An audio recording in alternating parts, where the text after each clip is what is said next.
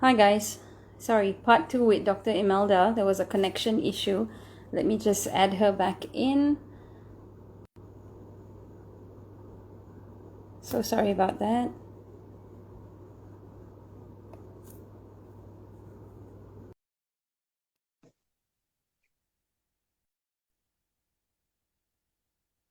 Hi guys, sorry, part 2, the first part. Okay, we're back. Sorry, there was a connection issue. I'm not sure your side, my side. I had to cancel the whole thing, but it's okay. I'll put it up in 2 parts. No issue. So you were talking about collection of the vaccines. Is it done on a daily basis or a weekly basis? No, it is actually done weekly basis.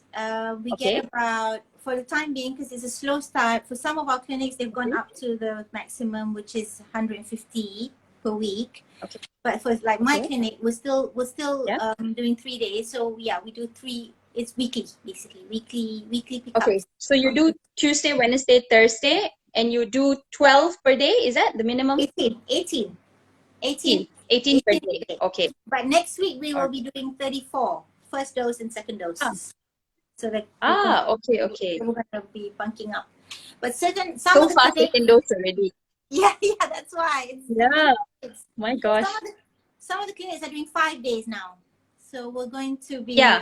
so they're going So to the be offer was Monday to Friday or Tuesday to Thursday, if I'm not mistaken. So it depends on the capability of the clinic as well as the staffing and the, like you said, the logistics. So if it's a smaller clinic like yours, then you go with a smaller amount and you slowly increase, go according to the numbers. If you feel you can handle the load, then you go higher. Yes. So that's fantastic. So what about the process of vaccination? So it's different from bigger PPVs where you have loads of people telling them, Yep. and like the station, 7, 8 stations. Yeah. Lovely banners everywhere. So the clinic it's a more intimate and more Small scale. warmer process. It's very intimate. So it's just I have intimate. That's the word for it, right? So we have a staff waiting outside to register them, and then they come and see me. Okay. All right. And then?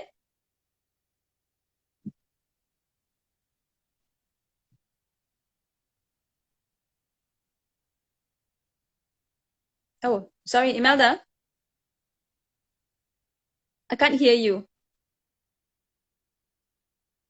I can't hear you. You went on mute for a bit.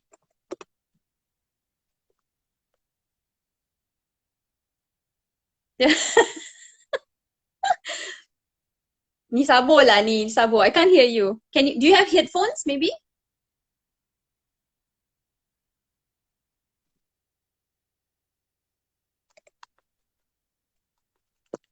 Sorry lah, dear. Oh man. Can't hear you at all. Okay, hang on now. You wanna just leave and you wanna just leave and come back in?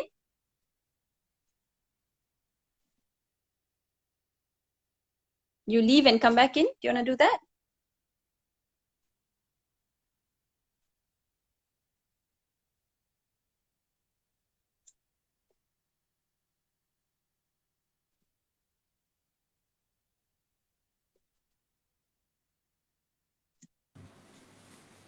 Okay.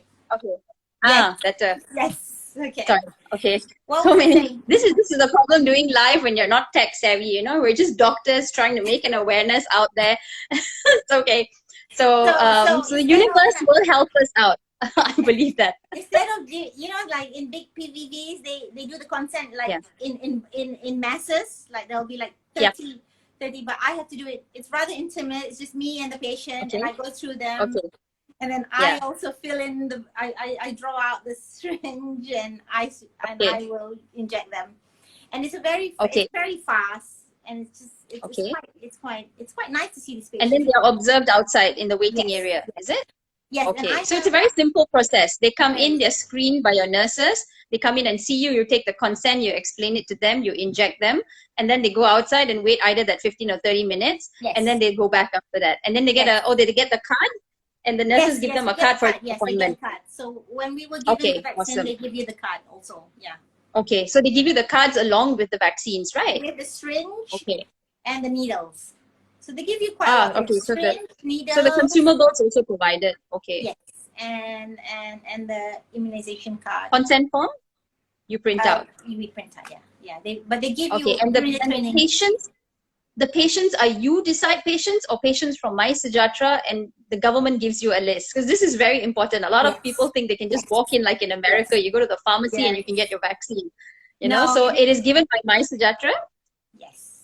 So we are given a list by MySejahtera. Even our backup list is given by MySejahtera now. Yeah. Oh. So they're very strict about this at the moment. Yeah. We're hoping that once stage 3 or phase 3 happens, we might have a bit more leeway, and they might let us have our own patients. But at the moment, it's all them. Everybody. Okay. Yeah.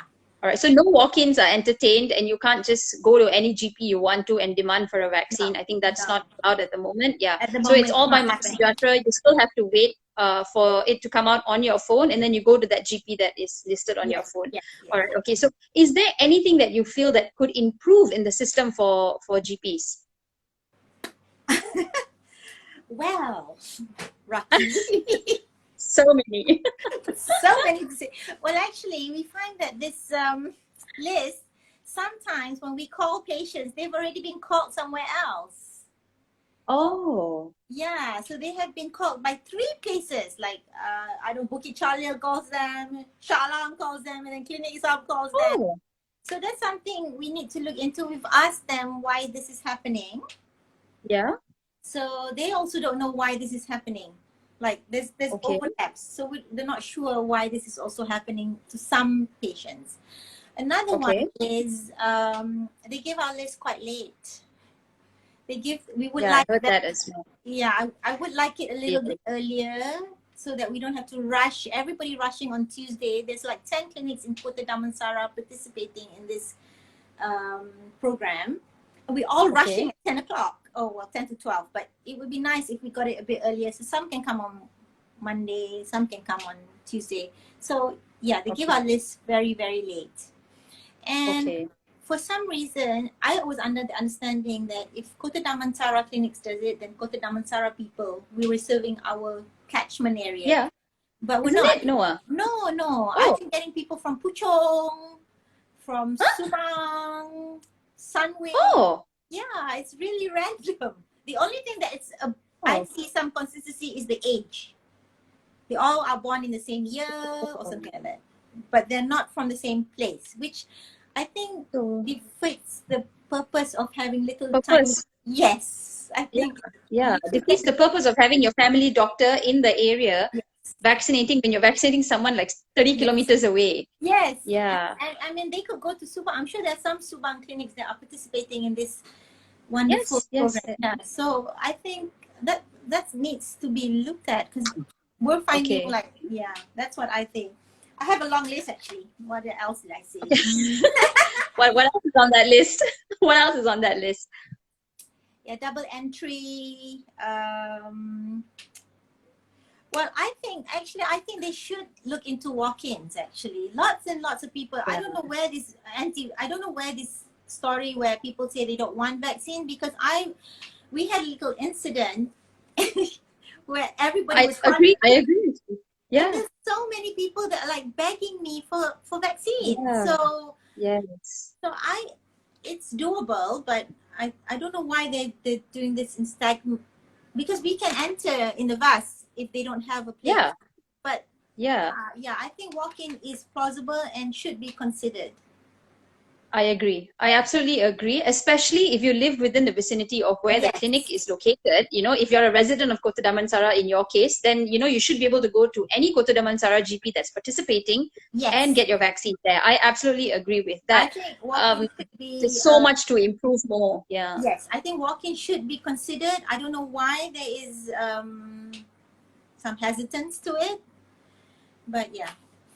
Yeah. I mean, it's as simple as keying in your IC number. Everybody has a different IC number. It's as simple as that. I don't need to know a lot of information about you that the doctor can ask when taking consent. But it's just as simple as, you know, putting in your IC number and your full name, and then your phone number, so that we know how to contact you, and this is the person that is, you know. So it's a simple thing that I think should at some point roll out, you know. Yes, we should just, you know, make it easy for everyone to come in whenever they can come in, because, you know, you can't cancel your appointment. Once they give you a date and time, you have to come within that time. Okay, we're a little bit flexible. We'll say 1 to 5, come anytime. But in bigger, and then like you said, if you've got 3 places to go to, which place do you go and get your vaccine?